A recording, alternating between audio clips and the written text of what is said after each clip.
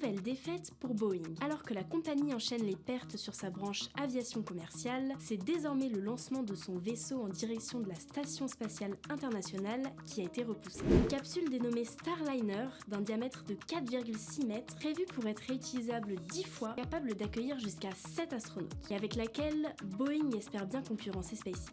L'appareil doit transporter 2 astronautes américains, Barry Wilmore et Sunita Williams, pour une mission d'environ une semaine dans l'espace. Une étape indispensable pour lui permettre de rejoindre le club des véhicules spatiaux américains ayant déjà transporté des humains. Un club très privé, car à partir de 2011, les astronautes de la NASA ont dû voyager à bord des vaisseaux russes Soyouz. Pour retrouver son indépendance, la NASA a alors attribué en 2014 un contrat de 4,2 milliards de dollars à Boeing et un autre de 2,6 milliards à SpaceX, son concurrent direct, qui a réussi le premier vol de sa capsule Crew Dragon en 2020. Mais alors que le lancement de Starliner par la fusée Atlas V était prévu le 6 mai dernier depuis la base de Cap Canaveral en Floride, un problème sur une valve située dans le deuxième étage de la fusée a été détecté, la clouant donc au sol. Et ce n'était pas la première tentative de Boeing. En 2019, lors d'un premier test sans équipage, la capsule n'avait pas pu être placée sur la bonne trajectoire et était donc revenue bredouille. Le vaisseau vide avait seulement réussi à atteindre l'ISS en mai 2022. Pour ce nouvel essai, la NASA vise désormais la date du 21 mai. Un lancement crucial